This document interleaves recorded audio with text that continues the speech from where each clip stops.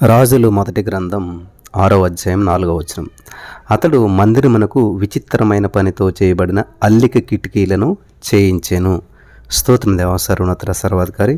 ఈ సమయంలో ఈ యొక్క వాక్యాన్ని ధ్యానిస్తుండగా మాతో మాట్లాడి ప్రతి వారికి వినగల చెవి గ్రహించగల అనుగ్రహించమని, విత్తబడిచిన వాక్యం వ్యర్థం కాకుండా ప్రతి రోజున నాటబడి నూరంతల పంట అనుభవించినట్లు కృప చూపించమని యేసు నామములో ప్రార్థించి నమ్మి పొందుకున్నాం తండ్రి, ఆమేన్.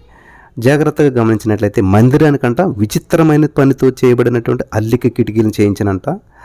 మొదటి రోజులు 7:4 చూసినట్లయితే 3 వరుసల కిటికీలు ఉండెను. 3 వరుసలలో కిటికీలు ఒకదానికొకటి ఎదురుగా ఉండెను. ఈ కిటికీలంటా ఉన్న మందిరానికి అలాగే అసలు కిటికీలు అంటే ఏంటి? ఎందుకంటే ఈరోజు మనం ధ్యానించుకోబోయేటువంటి అంశం కిటికీలు అనమాట. కిటికీలు లేనటువంటి ఇల్లుని మనం ఒకసారి ఊహించుకోండి. అస్సలు గాలి కానీ వెలుతురు కానీ ఏమి లేకుండా ఎలా ఉంటుంది, చీకటి అలా ఉంటుంది. కాబట్టి కిటికీలు అనేటువంటి చాలా ప్రాముఖ్యమైనటువంటి, కాబట్టి ఈ కిటికీల నుంచి కొన్ని ఆధ్యాత్మికమైనటువంటి మనం కిటుకులు నేర్చుకుందాం. కిటికీల నుంచి కిటికీలు అనమాట. చాలా కిటుకుంది అంటుంటారు కదా, అంటే కొన్ని పాఠాలు నేర్చుకుందాం మనం మరి ఈరోజు. ఇక్కడ మనం గమనించినట్లయితే ప్రియమైనటువంటి సహోదరి స్నేహితులరా, యెహోషువ గ్రంథం 2వ అధ్యాయం 19వ వచనం మనం చదివినట్లయితే అక్కడ నీవు మమ్మను దించిన ఈ కిటికీకి ఎర్రని దారము కట్టి నీ తండ్రిని నీ తల్లిని అన్నదమ్ములను నీ తండ్రి ఇంటి వారిని అందరినీ నీ ఇంట చేర్చుకోనుము. ఇక్కడ మనకి ఈరోజు 6 రకాల కిటికీల గురించి మనం ధ్యానం చేసుకొని పోతున్నాం. మొట్టమొదటి కిటికీ రక్షణ కిటికీ. యెహోషువ 2:8 మనం చూసినట్లయితే రాహాబు వేగుల వారిని చేర్చుకున్నది. తన కిటికీకి ఎర్రని దారం కట్టింది. నన్ను రక్షించండి అని చెప్పి వేడుకున్నది. ఆ ఎర్రని దారమే ఆమెను, ఆమె ఇంటి వారిని రక్షించింది. గమనించాలి, ఎర్రని దారం యేసు రక్తపు దారం అన్నమాట. హల్లెలూయా. కాబట్టి ఇది రక్షణకు సాదృశ్యంగా కనిపిస్తుంది. ఆ కిటికీకి ఉన్న దారము, ఆ కిటికీ వాళ్ళని ఏం చేసింది, రక్షించడానికి ఒక రక్షణ ద్వారంగా మార్చబడింది అనమాట. కాబట్టి ఇది రక్షణ కిటికీ. వింటున్నారా? కాబట్టి ఆ ఎర్రని దారమే ఆమెను, ఆమె ఇంటి వారందరూ కూడా రక్షించింది.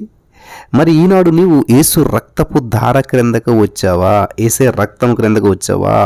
ఏసే రక్తంలో కడగబడ్డావా? రక్షించబడ్డావా అని ఒక ప్రశ్న.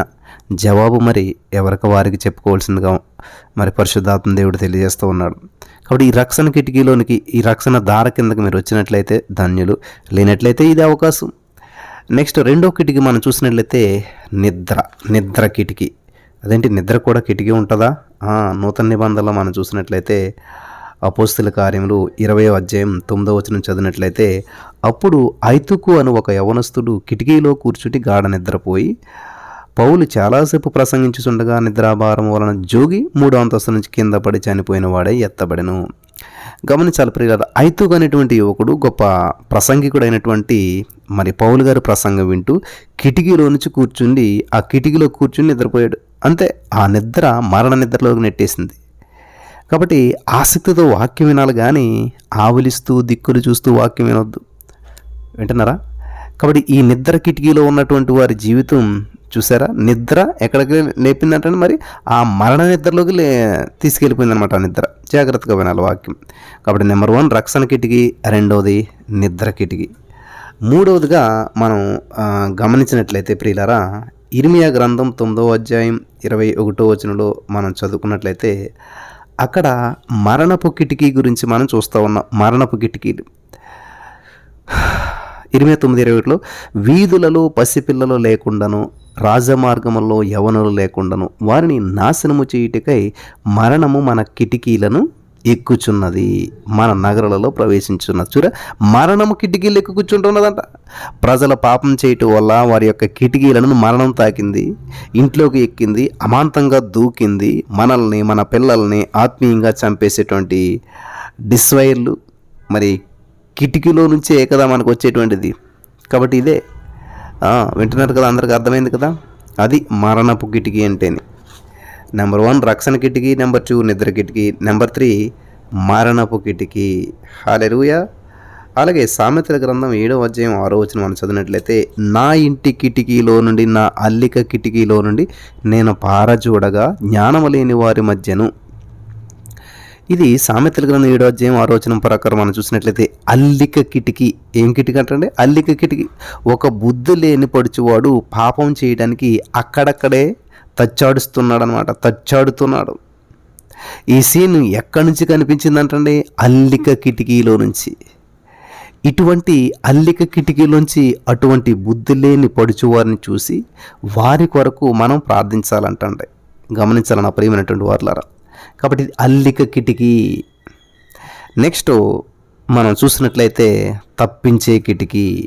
ఏంటిది తప్పించే కిటికీ ఏంటి అని చూసినట్లయితే కొరింథీయులకు రాసిన 2వ పత్రిక 11వ అధ్యాయం 33వ వచనం మనం చదివినట్లయితే అక్కడ, అప్పుడు నేను కిటికీ గుండా గోడ మీద నుండి గంపలో దింపబడి అతని చేతిలో నుండి తప్పించుకొని పోతుని. హల్లెలూయా. గమనించాలి, తప్పించుకొని పోతుని అంటా ఉన్నాడు. అంటే ఇది తప్పించే కిటికీ అన్నమాట.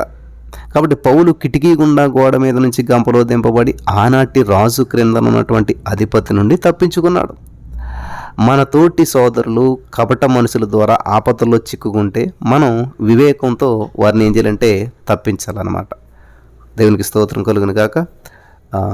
ఇది తప్పించే కిటికీ. చివరిగా 6వ కిటికీని మనం చూసినట్లయితే మలాకీ గ్రంథం 3వ అధ్యాయం 10వ వచనం మనం చదివినట్లయితే అక్కడ, నా మందిరములో ఆహారం అన్నట్లు 10వ భాగం అంతయు మీరు నా మందిరపు నిధిలోనికి తీసుకుని రండి. దీని చేసి మీరు నన్ను శోధించినట్లు నేను ఆకాశపు వాకిండను విప్పి పట్టజాలనంత విస్తారంగా దేవుని కుమ్మరించదని సైన్యములకు అధిపతిగా సెలవిస్తూ ఉన్నాడు. గమనించాలి, ఇది ఆశీర్వాదపు కిటికీ అనమాట. మలాకి 3:10.